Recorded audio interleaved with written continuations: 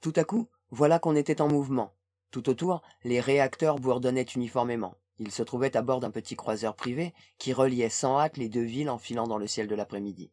Il se redressa dans son siège et se frotta le crâne. À ses côtés, Earl Rétrick fixait sur lui un regard vif et pénétrant. Alors, on reprend ses esprits? Où sommes-nous? Jennings secoua la tête, comme pour se débarrasser d'une migraine sourde. Mais je devrais peut-être poser la question autrement. Il savait déjà qu'on n'était pas à la fin de l'automne, mais au printemps. Sous le croiseur, les champs verdoyaient. La dernière chose dont il se souvenait, c'était d'avoir pris l'ascenseur avec Rétrick, et c'était à la fin de l'automne, à New York. Oui, dit Rétrick, près de 2 ans ont passé. Vous allez trouver de nombreux changements. Le gouvernement est tombé il y a quelques mois. Le nouveau est encore plus fort. Le PS, ou police de sécurité, dispose d'un pouvoir presque illimité. On apprend la délation à l'école maintenant. Mais nous savions tous que ça allait arriver. Voyons, quoi d'autre? New York s'est étendu. Il me semble qu'on a fini de combler la baie de San Francisco. Ce que je veux savoir, c'est ce que j'ai bien pu faire ces 2 dernières années. D'un geste nerveux, Jennings pressa le bout de sa cigarette afin de l'allumer. Allez-vous me le dire? Non, bien sûr que non. Où allons-nous? Au bureau de New York, là où vous m'avez vu la dernière fois. Vous vous rappelez? Vous devez vous en souvenir mieux que moi. Après tout, pour vous c'était hier ou avant-hier. Jennings hocha la tête. 2 ans. 2 ans de sa vie envolés à jamais. Ça semblait impossible. Il réfléchissait et conjecturait toujours en pénétrant dans l'ascenseur. Devait-il changer d'avis? Malgré les sommes qu'il percevait, et elles étaient importantes même pour lui, il se demandait si le jeu en valait la chandelle. Il se poserait toujours la question de savoir quel travail il avait effectué. Était-ce même légal? Était-ce... Mais tout cela n'était plus que vaine spéculation à présent. Alors même qu'il essayait de prendre une décision, le rideau tomba. Par la vitre, il contempla avec regret le ciel vespéral. En bas, la terre était humide, pleine de vie. Le printemps. Le printemps, 2 ans plus tard. Et quel était le bilan de ces 2 années? J'ai été payé? Demanda-t-il. Il sortit son portefeuille et jeta un coup d'œil à l'intérieur. Apparemment pas. Non, vous serez payé au bureau. Kelly y veillera. En une seule fois? 50 000 crédits. Jennings sourit. L'énoncé de la somme le réconfortait quelque peu. Ce n'était peut-être pas si mal après tout. Un peu comme si on le payait pour dormir. Seulement, il avait vieilli de 2 ans. Autant de moins à vivre. On aurait dit qu'il vendait une part de lui-même, une part de sa vie. Et la vie se payait cher ces temps-ci. Il haussa les épaules. De toute manière, c'était du passé. Nous y sommes presque, dit Rétrick, son aîné de quelques années. Le robot pilote fit descendre le croiseur jusqu'au niveau du sol. La périphérie de New York se dessina au-dessous d'eux. Il se peut qu'on ne se revoie jamais, Jennings. Il lui tendit la main. Ce fut un plaisir de travailler avec vous, car nous avons œuvré côte à côte, vous savez. Vous êtes un des meilleurs ingénieurs que j'ai jamais rencontrés. Nous avons eu raison de vous engager, même à un tel salaire. Vous nous l'avez bien rendu, encore que vous ne vous en souveniez pas. Ravi que vous en ayez eu pour votre argent. Vous avez l'air en colère. Non, j'essaie simplement de m'habituer au fait que j'ai 2 ans de plus. Rétrick rit. Vous êtes encore très jeune, et vous vous sentirez mieux quand on vous remettra votre salaire. Ils descendirent sur un minuscule terrain d'atterrissage aménagé sur le toit du siège new-yorkais. Rétrick le conduisit à un ascenseur. Lorsque les portes coulissèrent, Jennings eut un choc. Cet ascenseur était son dernier souvenir. Après cela, plus rien. Kelly sera contente de vous voir, dit Rétrick, comme il débouchait dans un couloir bien éclairé. Elle demande de vos nouvelles de temps en temps. Pourquoi? Elle vous trouve séduisant. Rétrick appliqua une clé contre une porte qui réagit en s'ouvrant en grand. Ils pénétrèrent dans les bureaux luxueux des entreprises Rétrick. Derrière un long bureau en acajou, une jeune femme étudiait un rapport. Kelly, dit Rétrick, regardez donc qui a fini son temps. La jeune femme leva les yeux souriante. Bonjour, monsieur Jennings. Quel effet cela fait d'être de retour parmi nous? Cela fait du bien. Jennings alla vers elle. Rétrick dit que c'est vous qui tenez les cordons de la bourse. Rétrick lui asséna une claque dans le dos. Adieu, mon ami. Je retourne à l'usine. Si jamais vous avez un besoin urgent d'une grosse somme d'argent, revenez nous voir. On vous établira un nouveau contrat. Jennings hocha la tête. Tandis que Rétrick sortait, il s'assit devant le bureau et croisa les jambes. Kelly recula son fauteuil et ouvrit un tiroir.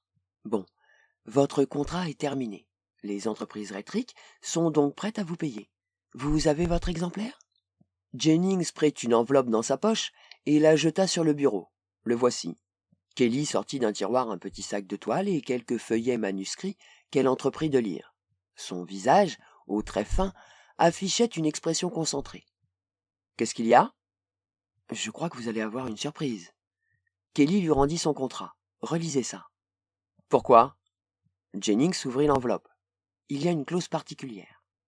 Si tel est le désir de l'autre partie, et ce à tout moment pendant la durée de son contrat avec le susmentionné entreprise de construction Rétrique, si tel est son désir, en lieu et place de la somme spécifiée, le signataire pourra choisir à son gré des objets ou produits auxquels il accordera une valeur suffisante pour égaler la somme. » Jennings saisit brusquement le sac, l'ouvrit et en versa le contenu dans sa main sous l'œil attentif de Kelly. « Où est Rétrique ?» Jennings se leva. « S'il croit que ce... » « Rétrique n'a rien à voir là-dedans. C'est une requête que vous avez formulée vous-même. Tenez, regardez. » Elle lui passa les feuillets. « C'est votre écriture. Lisez. Ce n'est pas nous qui avons eu cette idée, parole d'honneur. » Elle lui sourit.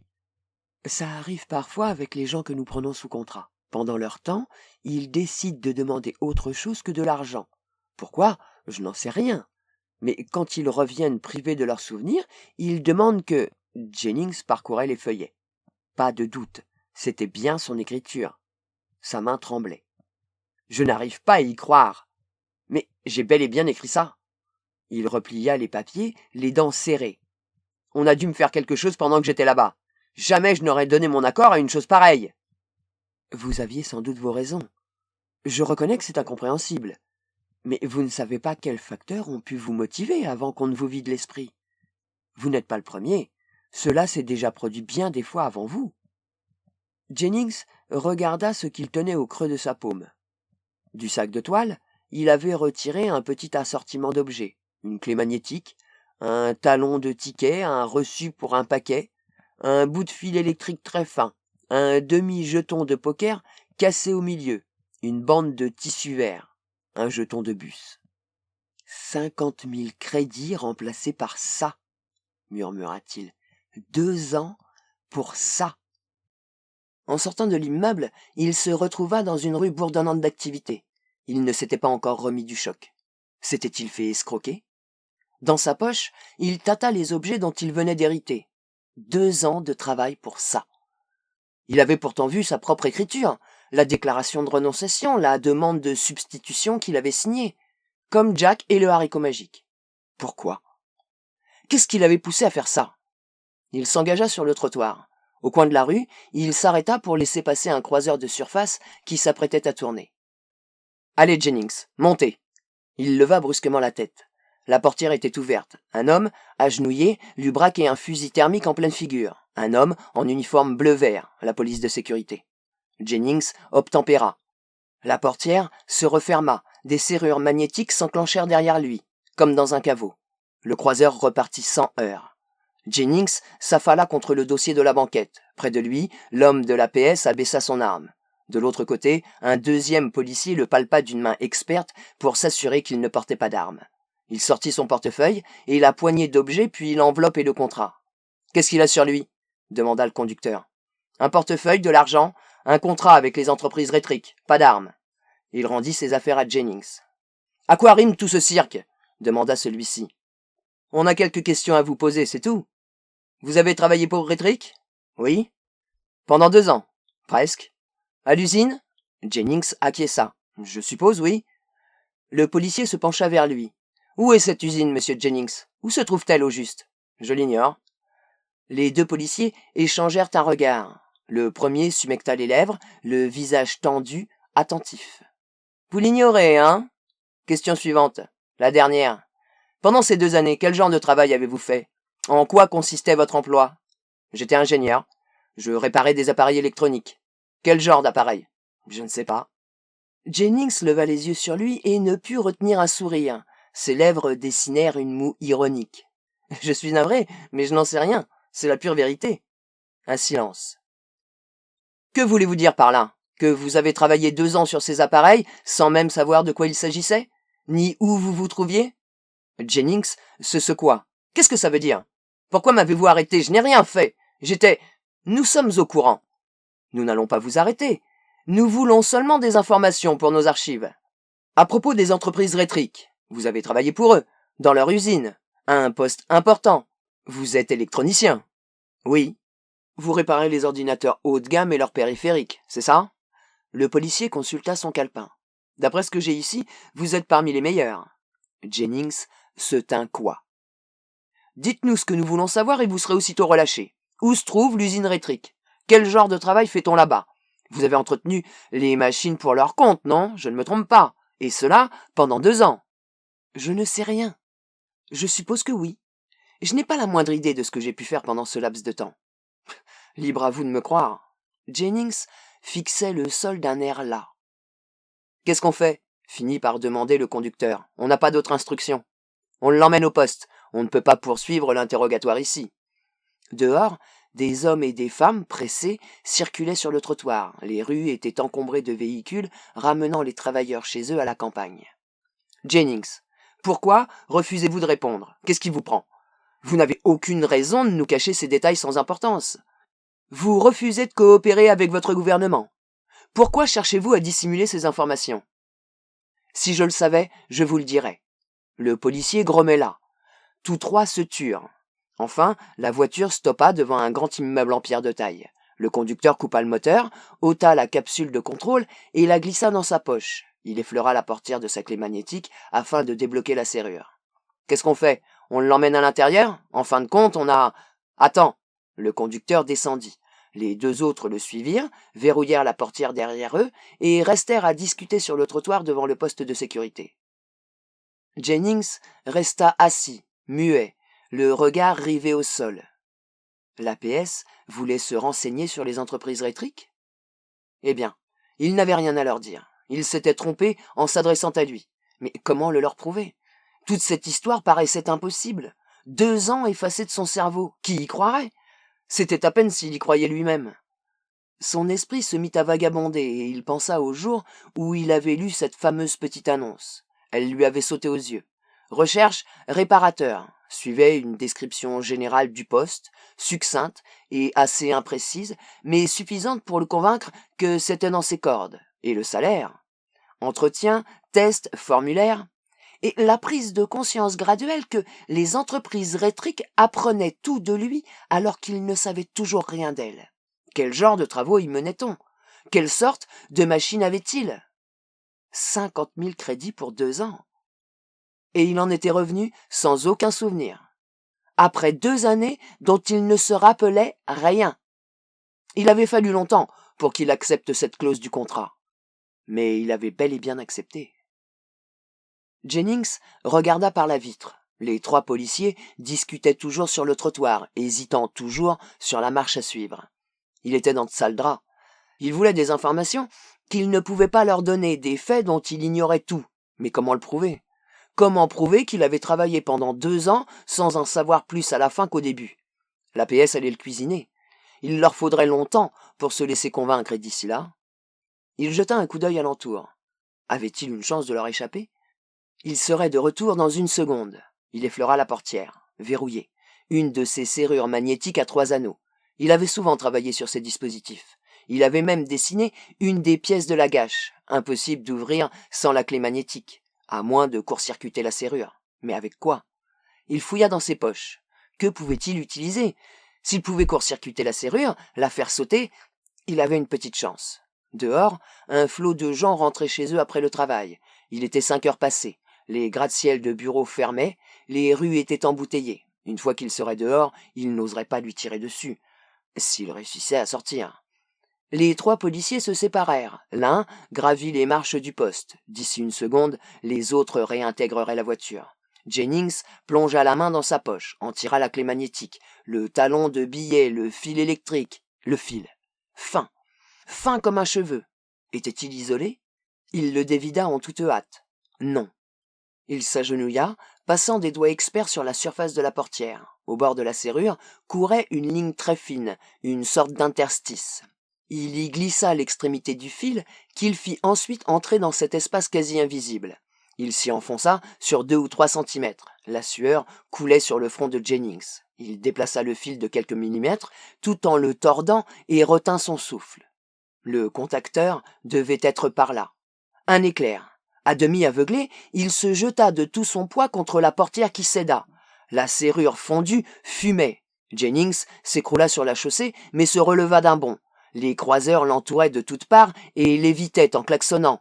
Il se dissimula derrière un camion qui s'engageait pesamment sur la voie centrale. Il aperçut, fugitivement sur le trottoir, les hommes de l'APS qui se lançaient à sa poursuite. Un bus passa en tangant, chargé de gens qui faisaient leurs courses ou rentraient du travail. Jennings attrapa au vol la balustrade arrière et se hissa sur la plateforme. Des visages stupéfaits apparurent comme autant de lunes blêmes brusquement tournées vers lui.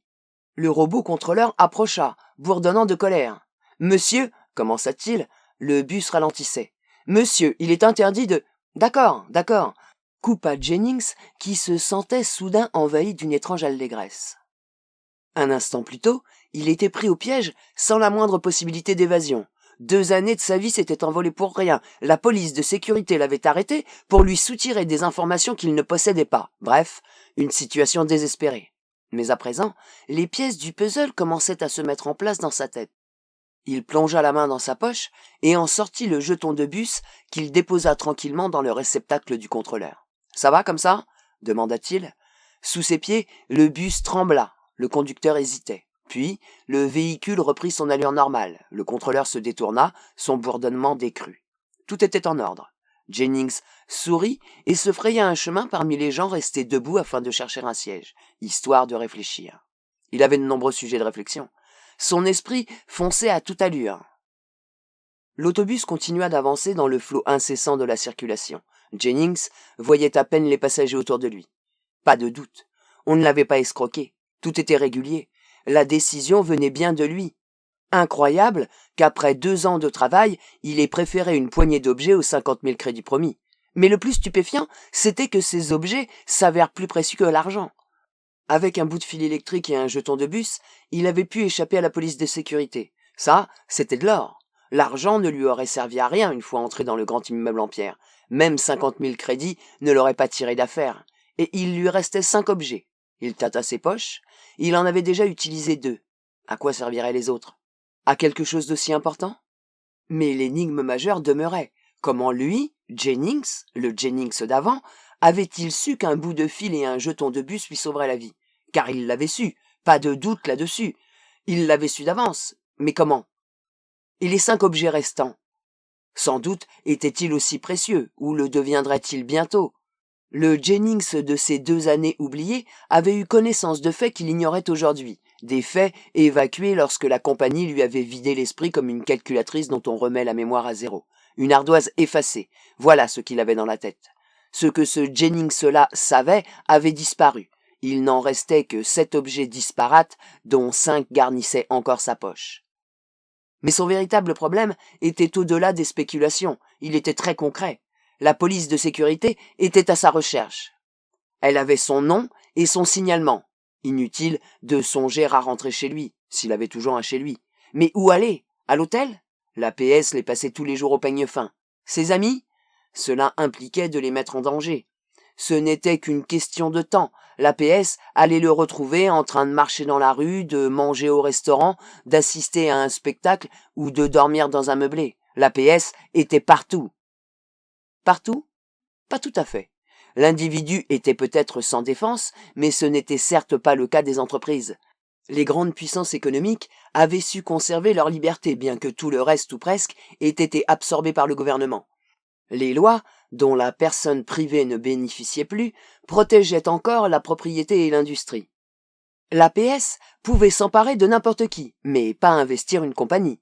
Ce point avait été clairement établi au milieu du XXe siècle. Les affaires, les industries, les corporations étaient à l'abri de la police de sécurité. Pour s'en prendre à elles, il fallait mettre en branle tout un processus judiciaire. Rétrick avait attiré l'attention de l'APS, mais cette dernière ne pouvait rien tant que telle ou telle disposition n'était pas transgressée. S'il pouvait s'introduire chez Rétrick, il y serait à l'abri. Jennings eut un sourire amer. Le sanctuaire qui accordait à présent le droit d'asile, c'était l'entreprise. C'était aux corporations que l'État s'en prenait aujourd'hui et non plus à l'Église. C'était la version moderne de Notre-Dame. Le seul endroit au monde où la loi ne pouvait entrer. Rétrick le reprendrait-il? Oui, et aux mêmes conditions. On le lui avait déjà dit. 2 nouvelles années retranchées de sa vie et on le jetterait à la rue. Était-ce la solution? Il tâta ses poches.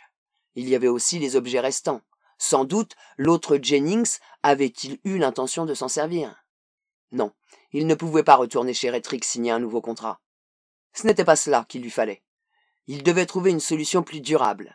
Jennings réfléchit. Que construisaient les entreprises Rétrick? Qu'avait découvert l'autre pendant ces 2 années, et pourquoi l'APS manifestait-elle un tel intérêt?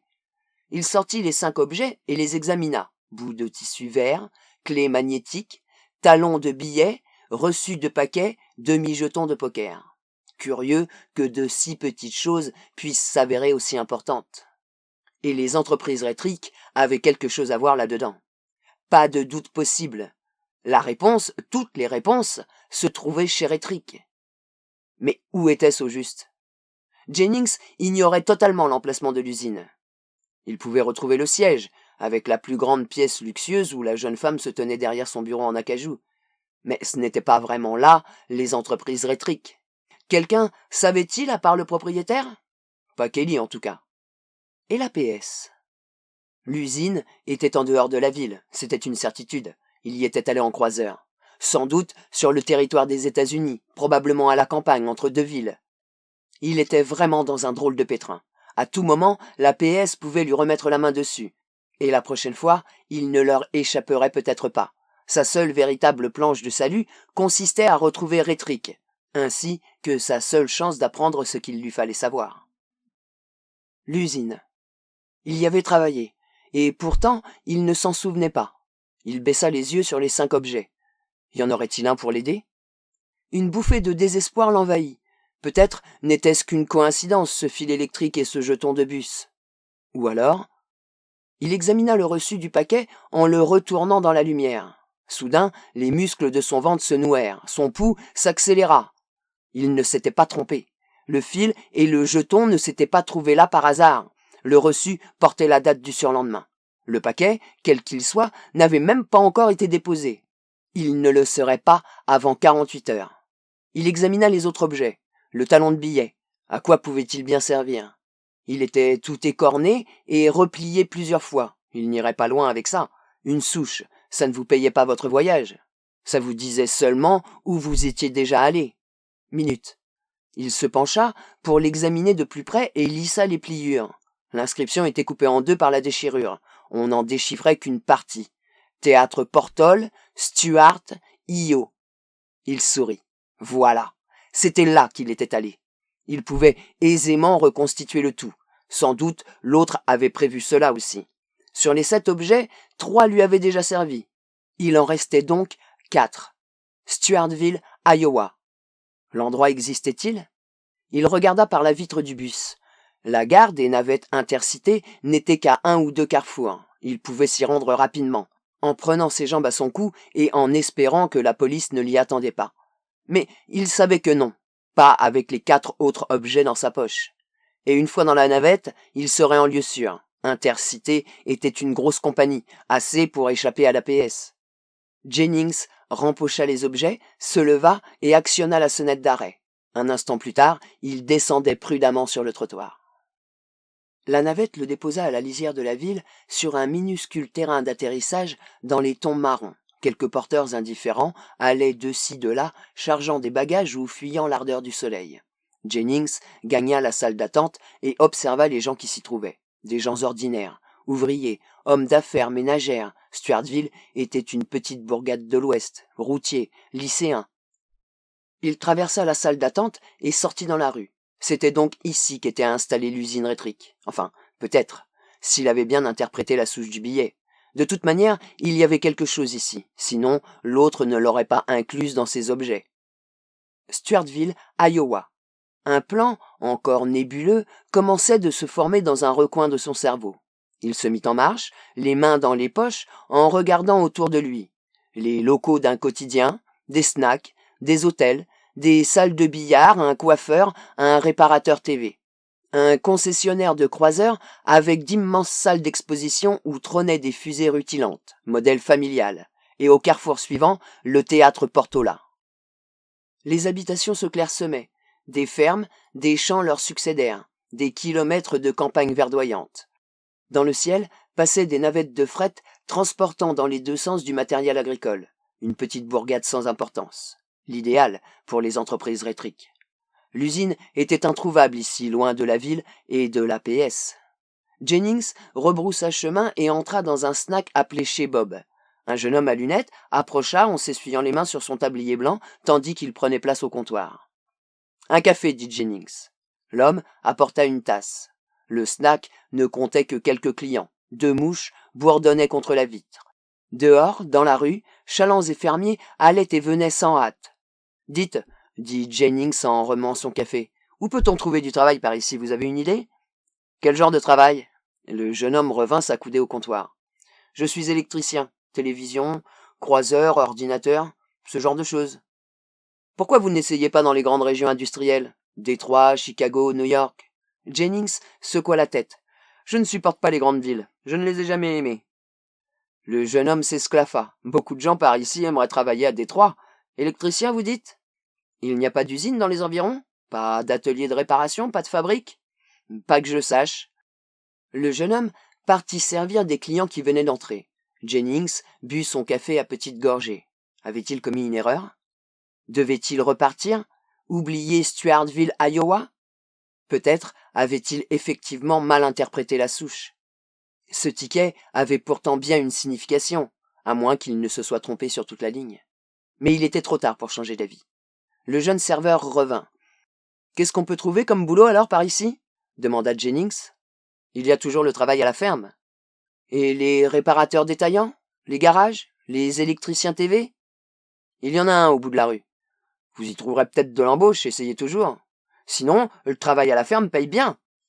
Ça vous dirait de faire les foins ? » Jennings rit et paya son café. « Pas particulièrement, merci. Des fois, des types trouvent de l'embauche en dehors de la ville. Ils trouvent du travail sur la route, dans une espèce de centre gouvernemental. » Jennings hocha la tête, poussa la porte et sortit sur le trottoir brûlant. Il erra quelque temps sans but, perdu dans ses pensées, tournant et retournant son vague plan dans sa tête. Un bon plan, et qui résoudrait tous ses problèmes d'un coup. Pour l'heure, cependant, tout reposait sur la solution d'un mystère, l'emplacement des entreprises rétriques. Et il disposait d'un seul indice, en admettant que ce soit effectivement un indice, la souche de billets pliés et froissés qu'il gardait précieusement dans sa poche. Et un espoir. L'autre savait ce qu'il faisait.